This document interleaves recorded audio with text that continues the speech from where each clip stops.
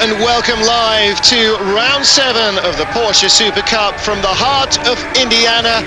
We're at the Indianapolis Motor Speedway, the Brickyard, one of the world's greatest motor racing venues. And dramas for Thomas Pank, the American driver, who should have started 28th place on the grid. A last-minute addition to the field in the place of Sebastian Bleekemolen, who became a father just a couple of days ago and has not travelled to Indianapolis. Thomas Pank being pushed away there from the back of the grid. 28th place on the grid. And he will not, it seems, take the start of the race. Don't know exactly what has happened to his car. But here is our lineup then. Richard Westbrook, the championship leader, ahead of arch rivals David Saliens, Uwe Altzen and Richard Lietz. Patrick Heisman is also in the championship chase, as is just about Christian Menzel, who starts in 8th. Reigning champion Alessandro Sampedri is 7th on the grid. David Saliens, who's 31 tomorrow, won both races here last year. But Westbrook, with 2 first, 2 second and 2 third places so far this season, is our points leader. And congratulations to Kelvin Burt, who got a very last minute call up to come and replace Johnny Herbert in the Team PZM car. Johnny Herbert was intending to race here as well, of course, as helping Midland out with their Grand Prix operations, but noted at the last minute that there is a Sunday race as well, and then decided, well, hang on a minute, no, I don't think I can do that. So he has withdrawn. Kelvin Burt getting the call up on Tuesday of this week to come over and join the team. Kelvin, of course, racing in the British race as well, and he will line up in 16th position for this race and in 12th position for Sunday's second race, the only venue with 2 rounds of the championship. Richard Westbrook trying hard not to drown himself there. Richard Lietz rather trying hard not to drown himself as he takes on water. There is David Saliens, the Belgian, who has been one of the big success stories of this year's Porsche Super Cup Championship. He starts on the outside of the front row of the grid. Richard Westbrook, your pole sitter, on the right-hand side of the picture, driver's left. And of course, there is that front stretch of the speedway, which makes up the fastest part of the season for these cars. The flat-out blind of turn 13. These cars travelling over 230 kilometres an hour through that corner and staying with the throttle wide open down to turn 1, the longest full throttle sequence of any track that the Porsche Super Cup race is at. So these 2 races have always been a pivotal part of the championship. And certainly last year's double race winner, David Saliens, will be hoping that he can claim maximum points again in both races. 2 20-point scores would certainly do a lot to closing the 14-point gap that Richard Westbrook, the series leader, has over him. 3rd place in points, Uwe Altzen, comes here on 77 points to Westbrook's 108, so 31 points adrift. He won the opening race in Bahrain, and since then a DNF in San Marino really put a big dent in his struggles. Didn't fare too well at the Nürburgring in Spain, and in Monaco he was better placed again and finally won the race in Great Britain. Richard Westbrook then in 2nd place. Altzen just cantered off into the distance. So Westbrook in a familiar Morelato Racing Team blue. Uwe Altzen's car, the all-white car from the Porsche Centrum Koblenz, Team SPS. And then Richard Lietz will be in 4th position. There he is, the yellow and blue 2-limit motorsport car. Patrick Heisman in the Lechner Racing School team. And behind him, Alessandro Sampedri. They start 5th and 7th. And there's Tom Pank. Looks as though he is trying to get this team to get the car started for him and allow him to join in. We'll have to see how that comes about. Of course, such is the size of the Indianapolis Motor Speedway that not only do they have room for this rather scenic looking, if hardly parkland, infield track, but this is also the venue for the Indianapolis Motor Speedway's golf course as well. Yes, you are on TV.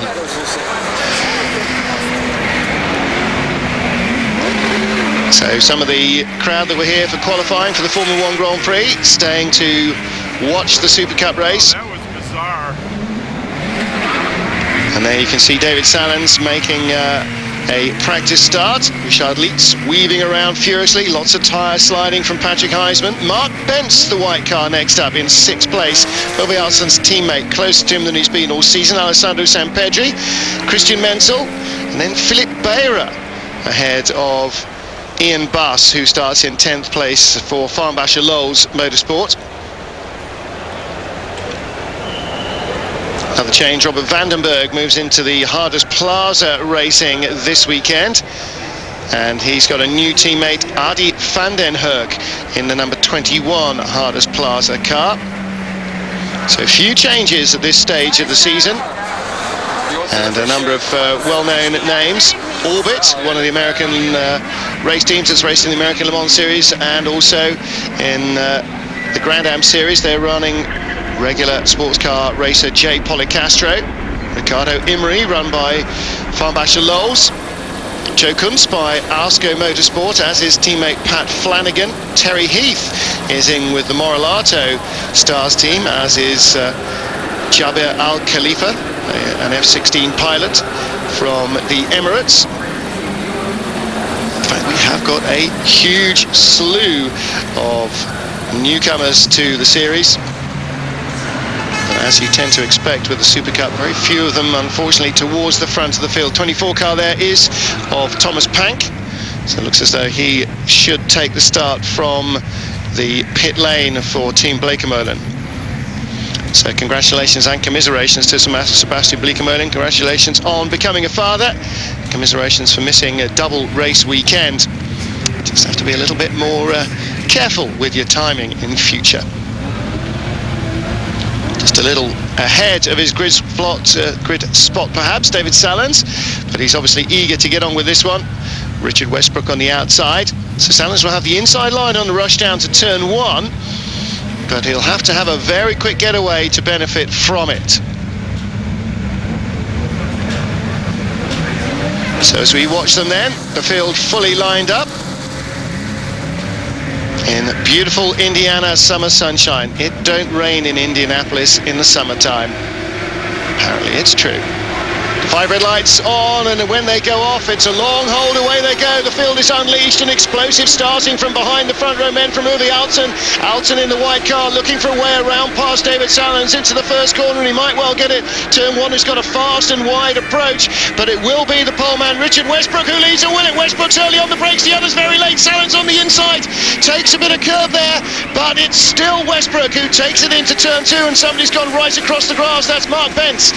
Rejoins about where he should know, well, 4 or 5 places further back. That's Mark Bentz, the all-white car, the Uwe Alsen's Team SPS teammate. It's Alsen in 3rd, Salens in 2nd, but it is Richard Westbrook who leads the field, 3 abreast there.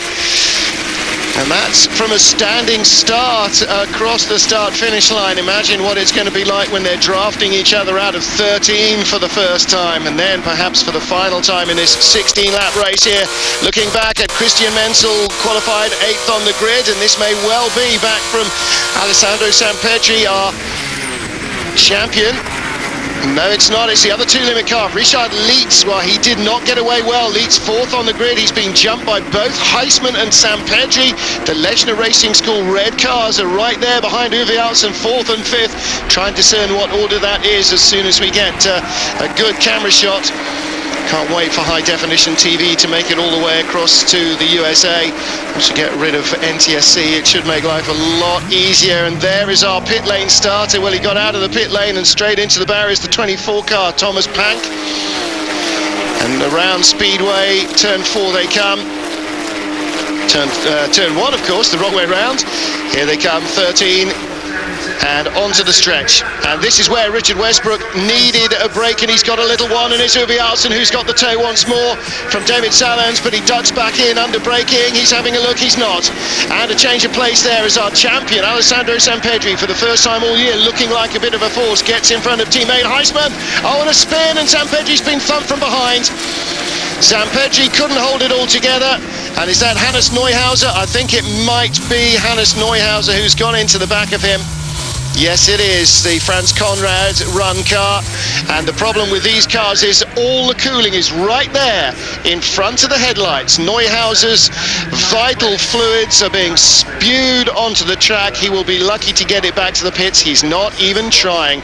Neuhauser out, and Sampedri surely out as well. Are we now in safety car territory though? One lap completed. Neuhauser's taking it no further. Should at least have driven a little further off the track, Hannes. That's a bit churlish of you. Let's have a look at the start once more. Tiny roll from David Salens. Well, perhaps more than a tiny roll. Good launch from further back. Hannes Neuhauser looking to the centre as Richard Westbrook cuts across the leaders. Uwe Altzen trying to come around the outside for second. Down into the first turn, but Salens going very deep indeed. Salens on the curbs. Last year's double winner. Lots of confusion further back. That was Mark Bentz across the... Was it Ian Baas? No, I think it was Mark Bentz.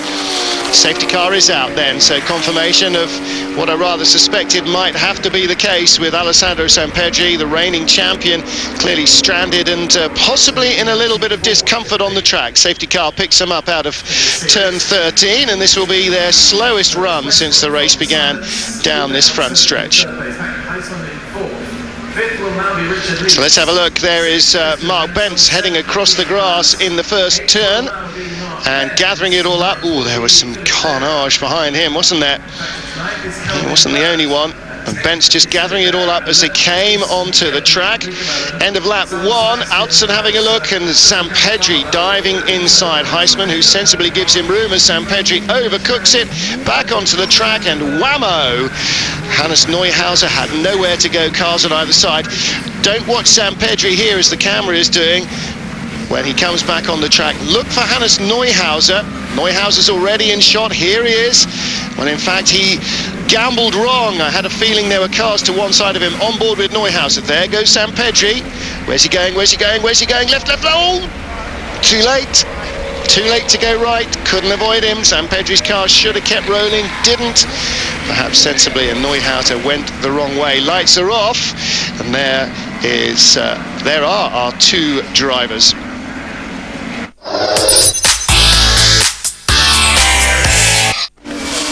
Welcome back live to the Porsche Super Cup race here at Indianapolis, and in third place at the moment is Uwe Altzen's teammate Mark Bentz. Richard Westbrook leads the race, Uwe Altzen in second. There is the Franz Conrad, the team boss, with the white hair, and Hannes Neuhauser, his driver, commiserating over hitting the stranded Alessandro Sampedri. Brought out the safety car on the first lap, and this is the battle that we were watching just then. Kelvin Burt, incidentally, the yellow and blue car there, in 5th place. Oh, and Altzen surely is not going to last much longer. 4 laps to go, 3 after this. Altzen's tyres taking ferocious punishment. Let's hope the Michelins have got something left in them at the end of the race, or this would become the battle for second. Bentz in 3rd place, and Ian Baas, the Farnbacher Lowe's Motorsport car, in 4th. That was our 2nd place man. This is the battle for 3rd, and Calvin Burt's right with them. He's passed Altzen. That's Altzen, surely. No, it's not. It's the number 6 car, Mark Bentz. What's happened to him? Bentz can't believe it either. It's just died on him. Clearly, it's just died on him. Well, that's incredible. Now then, look at the Dell team. The PC service team. There's Richard Westbrook. We've barely seen him because, of course, he's been out front and away from all the drama in the Morelato racing team. And that is the other Kadach racing team car number 4. Well, let's have a look at what happened to Simon Sobrero. Here he is, just outbrakes himself into turn 1. Yes, he does. Almost holds it, though. Quick dip of the clutch from the 42-year-old from Scottsdale, Arizona. Not quite enough. Races in Grand Am and the Porsche Cup Racing Series in the States. Well, that is the car of Mark Bentz out of the race. I honestly thought that Uwe Altzen could not possibly last any longer. I thought it might have been him, but there is Altzen, still second. There in third is Ian Baas, and in 4th, Kelvin Burt from 16th on the grid. That's how many cars we've lost. Philip Byra in 5th place. 6th place, Michael Bleekemolen, and the rest of them going through here. But the big winner here is Kelvin Burt. My goodness. Kelvin Burt with his last-minute call-up. Richard Westbrook being tailed by Richard Leitz, but Leitz in fact is a full lap behind him, having stopped in the pits after running his teammate Christian Menzel unintentionally, it must be said, into the pit wall. Stopped to have the car checked over, and here is Uwe Altsson in 2nd place, being waved by Thomas Penck, and only just getting through. Thomas Penck, beg your pardon. He was waving, you could see quite clearly, Altsson, go by, and Altsson was trying, and Altson's tyres surely can't stand many more of those turn 1 braking episodes. Kelvin Burt now with a chance of a podium finish from 16th on the grid. And that would really be a very huge reward, wouldn't it, for this last-minute call-up. Out of 13, here we come then. Well, out of 12 into 13, and onto the front stretch as they see it in there is the pit board that was in the road. We saw it being hung out and being knocked off as the cars came across the line. And was it Oliver Framewood's team? Kelvin Burt down the inside. Yellow flags though, are there yellow flags? Why was that so easy? Why was Ian Baas gesticulating, more importantly? Maybe he was shaking his fist at our back marker, Thomas Penck. Whatever, at the moment Kelvin Burt in 2nd and holding on, and he's got a back marker to negotiate, and he just hangs on in 3rd place rather. The Porsche Centrum Munich and the MRC team, the MRS PC service team. Ian Baas for Farnbacher Lowe's. Horst Farnbacher's team nearly won the GT2 category at Le Mans, having led for the bulk of the race, only to see the car stumble in the final hour. But an impressive race indeed from his son Dominic Farnbacher.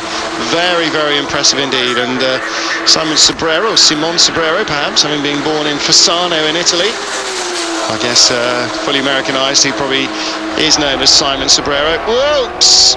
And that's one of the Moralato team. Hopefully not our race leader. It doesn't look like it's our race leader. It's not, it's Terry Heath. 49-year-old Porsche car dealer, having his 2nd moment of high-level exposure for a reason he probably wouldn't want. 1 lap remaining for the leader.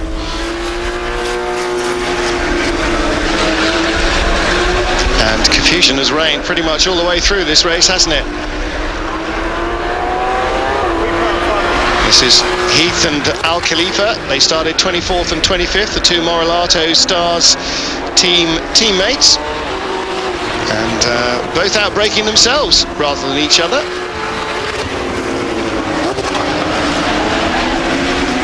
Well, that was a pretty neat rallycross flick.